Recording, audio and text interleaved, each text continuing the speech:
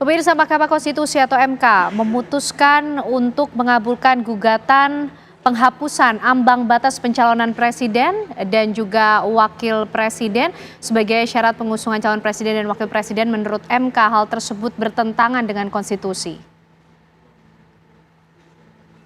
Hal tersebut diputuskan dalam sidang perkara nomor 62 PUU nomor 22 2024 yang digelar di ruang sidang MK hari ini. Adapun pasal yang dinyatakan bertentangan tersebut berkaitan dengan syarat ambang batas pencalonan presiden dan wakil presiden oleh partai politik.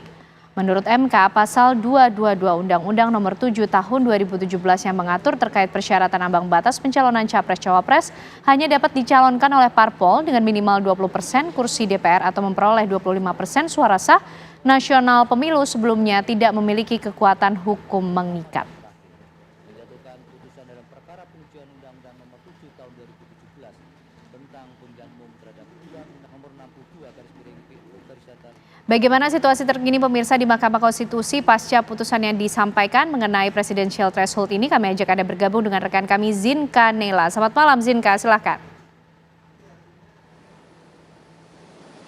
Selamat malam Ken Anda dan juga pemirsa TV One. Mahkamah Konstitusi atau MK resmi menghapuskan ambang batas atau presidential threshold sebesar 20% kursi DPR RI bagi partai politik atau minimal memperoleh 25% suara sah secara nasional bagi partai politik untuk bisa mengusung calon presiden dan wakil presiden dalam Pilpres di Indonesia. Dan gugatan ini putusan tersebut dibacakan oleh Ketua MK Soehartoyo pada hari ini di Gedung MK RI Jakarta Pusat. Adapun gugatan perkara ini digugat oleh beberapa pemohon yakni Enika Maya Oktavia, Rizky Maulana Syafiee, Faisal Nasirul Haq, dan Salis Khairil Fatna. Dalam pertimbangannya, MK menilai bahwa pengusungan pasangan calon yang harus berdasarkan ambang batas atau presidential threshold sebesar 20% bagi kursi DPR ataupun 25% secara suara sah nasional ini tidak efektif untuk menyederhanakan jumlah partai politik peserta pemilu.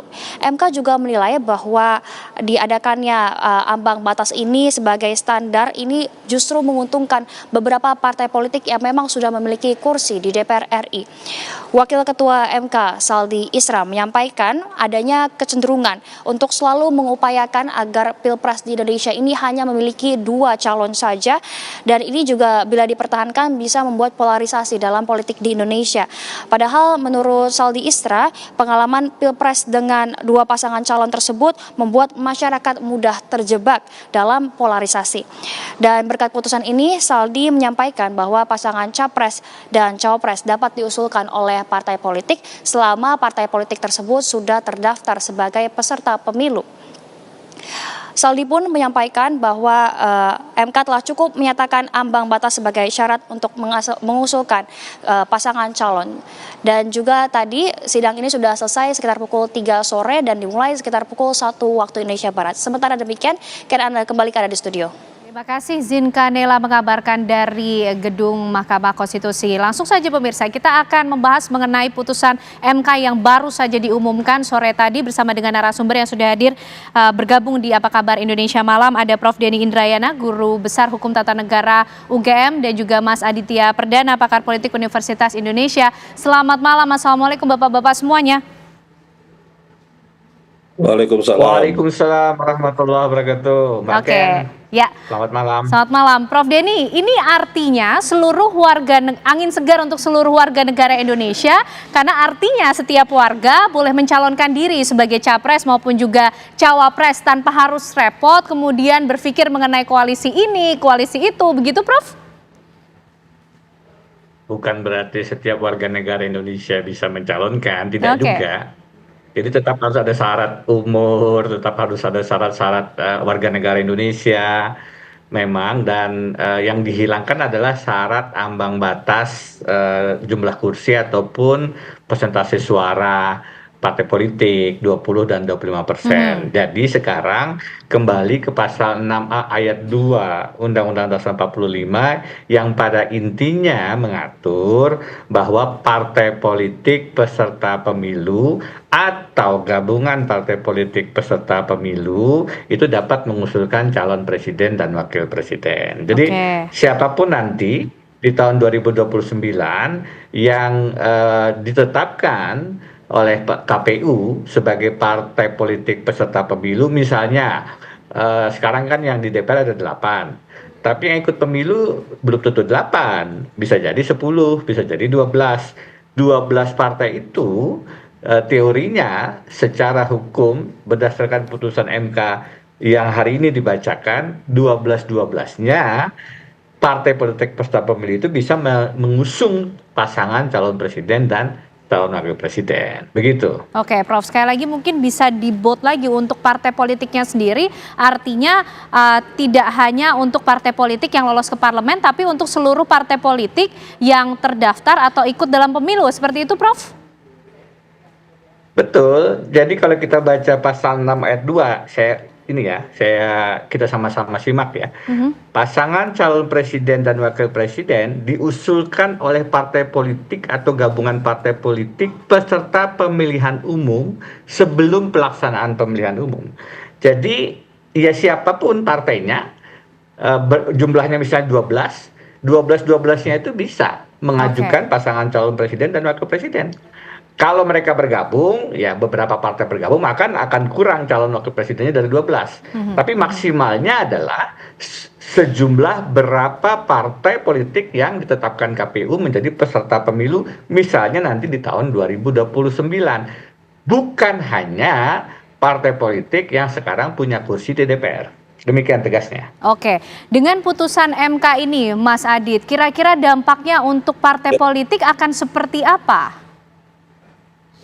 Ya, saya pikir ini akan menjadi satu isu yang akan menggelinding ya, karena dalam konteks persiapan, ya karena kita baru selesai pemilu 2024 gitu ya, dan pemilu 2029 masih cukup panjang gitu, sehingga kemudian tentunya akan menjadi satu dinamika tersendiri menjelang ke sana gitu ya. Karena saya menduga bahwa dengan peluang ini semua partai politik, ya terutama yang ada di parlemen, terutama yang berkontestasi pada pemilu 2024, melihat secerca harapan untuk pemilu 2029. Ya. Jadi tentu logikanya adalah setiap partai politik, paling tidak kita bisa melihat ketua umum partainya, itu pasti punya keinginan dan berorientasi untuk memajukan ketumnya itu untuk menjadi calon presiden. Sehingga dalam cukup waktu 4 tahun ini saya pikir akan menjadi kompetisi yang menarik gitu ya, karena selain tentu presiden dan wakil presiden petahana ya Pak Prabowo dan Mas Gibran, akan ada banyak juga nanti akan orang-orang yang akan tampil ke publik gitu ya, mencari simpati gitu ya ke publik, ke masyarakat, karena dalam rangka persiapan itu. Sehingga kalau misalkan kita bandingkan dengan pemilu-pemilu sebelumnya, kita akan melihat kan calonnya itu aja gitu ya. Karena menduga bahwa koalisi akan terbangun 20% dan calonnya itu akan ditentukan di akhir-akhir gitu ya.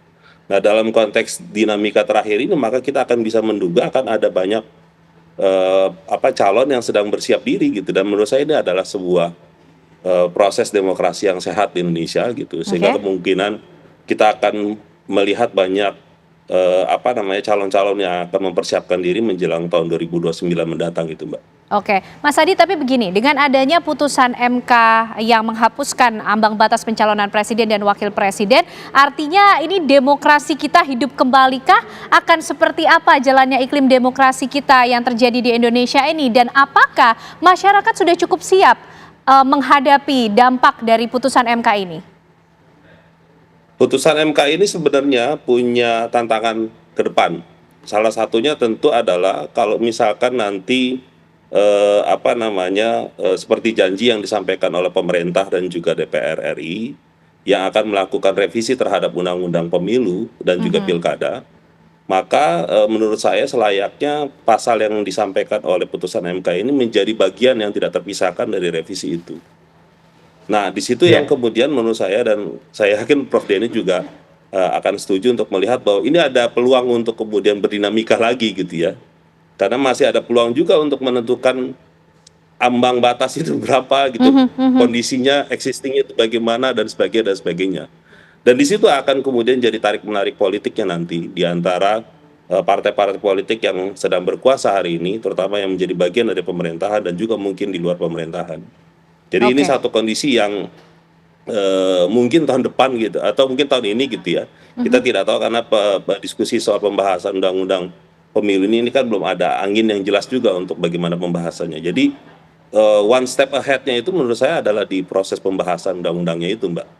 Jadi apakah dia masuk menjadi bagian dari rencana pemerintah untuk mendiskusikan ini atau bagaimana gitu ya. Meskipun MK sudah menyatakan itu dan itu menurut saya akan jadi diskusi yang sangat serius nanti. Oke, baik, Prof. Denny, secara ketatanegaraan untuk kemudian putusan MK ini bisa diberlakukan, apa saja kemudian tahapan yang harus dilalui? Putusan MK itu final and binding, artinya dia langsung mengikat, langsung berlaku, tidak seperti undang-undang yang perlu ada pengundangan meskipun tetap mesti dimasukkan dalam berita negara. Tetapi dia langsung berlaku tanpa harus ada proses-proses administratif Oh, oke. sebagaimana peraturan perundangan yang lain. Itu yang pertama. Ya. Yang kedua, meski demikian, tantangan yang disampaikan oleh Mas Adi tadi benar. Ada dua paling tidak tantangan ke depan. Yang pertama adalah legislative review. Artinya, jika kemudian kekuatan-kekuatan politik real yang sekarang ada di DPR dan Presiden Prabowo tidak setuju dengan putusan MK ini misalnya, maka dalam pengalaman-pengalaman sebelumnya bisa melalui proses perubahan undang-undang pemilihan umum, itu kemudian putusan MK dengan satu dan dua cara dicoba untuk dihindari. Nah, ini yang sebaiknya tidak dilakukan. Sebagaimana pernah dicoba pada saat MK terakhir memutus soal syarat calon kepala daerah yang sempat menghadirkan demonstrasi yang besar, akhirnya kemudian balik DPR membatalkan upayanya untuk menganulir putusan MK. Itu yang pertama. Yang kedua, selain legislative review melalui proses di DPR adalah constitutional review. Apa itu? Perubahan Undang-Undang Dasar 1945 di MPR. Jadi kalau tadi forumnya melalui proses di parlemen, ini melalui proses MPR, kalau kemudian ada keinginan mengembalikan naskah asli Undang-Undang Dasar 45 sebelum perubahan, di mana presiden dipilih bukan oleh rakyat secara langsung, tetapi oleh MPR. Maka makna putusan MK ini menjadi tidak ada artinya. Jika kemudian pemilihan dilakukan oleh MPR, ya tidak ada kaitannya dengan syarat ambang batas, bahkan tidak ada pemilihan langsung kan, yang adalah indirect presidential election melalui proses di MPR.